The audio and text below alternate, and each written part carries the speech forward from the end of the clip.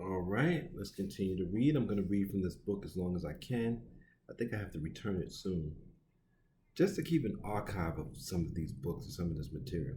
The Second Founding by Eric Foner. So let's keep going. I really need to find my real bookmarks. I have bookmarks somewhere for a bunch of them. To become part of the Constitution, close this because there's a lot of noise outside. To become a part of the Constitution, the 13th Amendment required ratification by 3/4 of the states. The admission of Nevada on the eve of 1864 election, when some Republicans thought its 3 electoral votes might be needed to provide Lincoln's margin of victory, had increased the number of states to 36, including the 11 of the Confederacy. Thus, were the seceding states counted, ratification required 27 approvals. It seemed unlikely that the 3 northern and border states, Kentucky, Delaware, and New Jersey, carried by George B. McClellan, Lincoln's Democratic opponent in 1864, would ratify.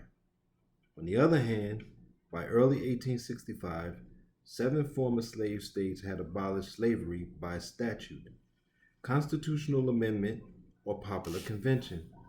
3 were the border states Maryland, Missouri, and West Virginia. 4, Tennessee, Arkansas, Louisiana, Virginia, were Confederate states where wartime Reconstruction had produced pro-Union governments. Assuming that every other northern state ratified approval by these borders and southern states would bring the total precisely to 27. Whether other former Confederate states would ratify depended on the progress of Reconstruction. Lincoln's home state of Illinois was appropriately first to ratify. Delaware, the border state where Lincoln had begun his emancipation initiative in 1861, became the first to reject the amendment. Not until 1901, long after it had become part of the Constitution, would the amendment abolishing slavery gain Delaware's approval. Kentucky also refused. The place of Lincoln's birth would have the distinction of being the only state to reject the 13th Amendment. The 13th, 14th, and 15th Amendments, it finally decided to ratify them in 1976. When Lincoln was assassinated in April 1865, 21 of the required 27 states had approved the amendment. His vice president and successor, Andrew Johnson, secured final ratification. A sometime owner of a few slaves, Johnson had made his career in pre-war politics as a spokesman for the yeoman farmers of East Tennessee and a fierce critic of the state's slaveocracy. During the Civil War, he persuaded Lincoln to exempt his entire state from the Emancipation Proclamation, but Johnson soon came to embrace emancipation, promising to be a Moses to Tennessee black population, leading it to a promised land of freedom. Oh my gosh, ridiculous, these people. Johnson, however, possessed few of Lincoln's qualities of greatness. He was incorrigibly racist, and his plan of Reconstruction, announced in May 1865, offered the former slaves no protection for their newly won freedom and no voice in creating new governments in the South. Under its terms, conventions elected by and composed of white Southerners who had taken oaths of future loyalty were to write new constitutions for the Southern states. Johnson insisted that these conventions abolish slavery in their own states and strongly urged the new legislatures to ratify the 13th Amendment. He added that any Confederate seeking an individual pardon, which he required of well-to-do Southerners, must take an oath not only to defend the Constitution, but to support all laws and proclamations, with reference to the emancipation of the slaves. Unlike Lincoln, Johnson did not include a caveat in his plan of Reconstruction, anticipating a possible Supreme Court decision invalidating the Emancipation Proclamation. With war over, with the war over, the anti-slavery radical Salmon P. Chase, now Chief Justice, and slavery effectively dead in most of the South, such a ruling was inconceivable. Johnson's requirements led to unseemingly wrangling. The amendment's second section, conferring enforcement power on Congress, sparked considerable alarm in the South, as blacks held mass meetings and conventions to demand civil and political equality, and conflicts over land and labor swept across the defeated Confederacy. Whites insisted that the only way to secure social tranquility and productive labor was the restoration of states to the Union, which the right and powerful to govern our population in our own way, as under the old Constitution. In the words of a Georgia plantation agent, slavery was dead, observed New York Democratic leader Samuel L. M. Barlow, and there would be no objection to the amendment in the South were it not for fear that the second section gave control of the Negro question to Congress. Mississippi altered its pre-war constitution so as to abolish slavery in the state, but rejected the 13th Amendment entirely. In a formal message, its Legislative Committee on Federal and State Relations explained why. The second section might in the future be interpreted to authorize Congress to legislate in respect to freedmen in the state. We can hardly conceive of a more dangerous grant of power. Mississippi did not get around to ratifying the 13th Amendment until 1995. Several former Confederate states ratified with the understanding that the amendment did not empower Congress to determine the future of former slaves and did not preclude monetary compensation for the former owners. Such provisos, of course, had no legal standing. When Georgia ratified early in December 1865, the required 27 states was reached. On December 18, 1865, Secretary of State William H. Seward certified that the 13th Amendment had become part of the Constitution.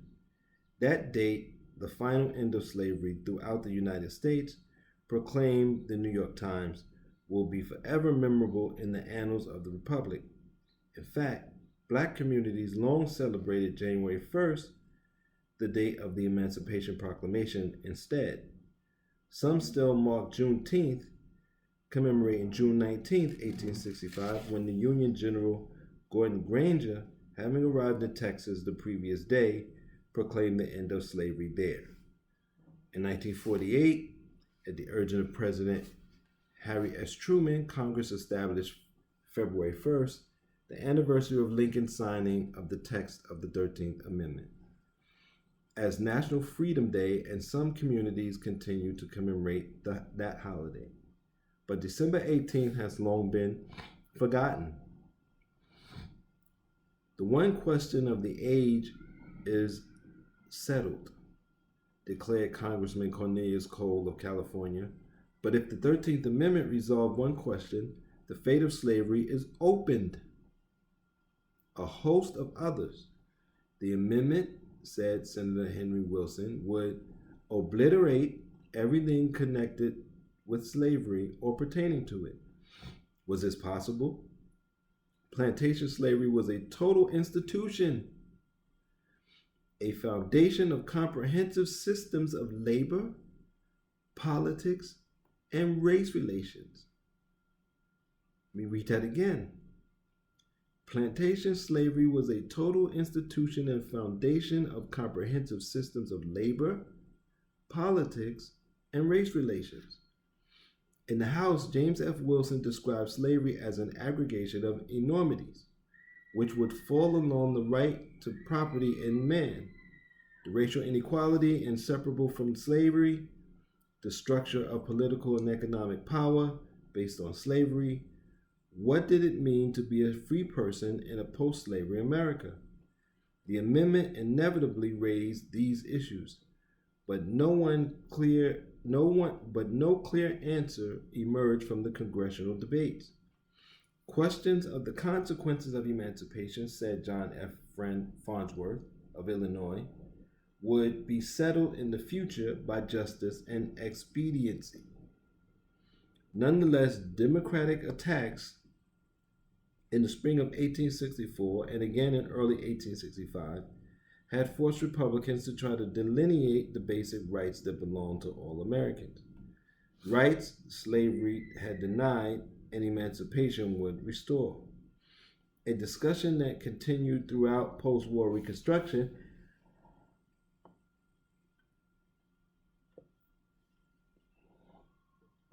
all agreed that contractual relations must be substituted for the discipline of the lash and the master's authority over the personal and family lives of the former slaves ended. Many insisted that civil rights, access to the courts, security in the ownership of property, freedom of movement, and so on were essential to the enjoyment of freedom. At this early stage, nearly all Republicans denied Democratic charges that freedom would lead inexorably to the right to vote. This, they insisted, was a matter for individual states to regulate. The deceptively straightforward language of the 13th Amendment raised profound questions about American society. The substantive meaning of freedom was extensively discussed in 1864 and early 1865 when Congress considered the amendment. The border unionist John Henderson declared that the abolition of slavery carried with it nothing at all, at least as far as the federal government was concerned. We give him no rights except his freedom and leave the rest to the states. But even Congressman William Holman, an Indiana Democrat, hardly known as an advocate of emancipation, noticed that mere exemption from servitude is a miserable idea of freedom. His point, however, was not that blacks' rights deserved protection, but that black suffrage, which he strongly opposed, was an inevitable consequence of abolition. In the language of America, said Holman, freedom meant the right to participate in government. So we'll stop there and pick up on the fourth video, which will be behind a paywall. I don't know why, if you can hear people screaming. There was some child screaming. There's a park on the other side of the buildings, but they're playing in the regular parking lot and screaming. So who knows? Until next time, get as much information as you can and use it. Don't just have knowledge in your head for no reason. Use the information in your life. Be safe.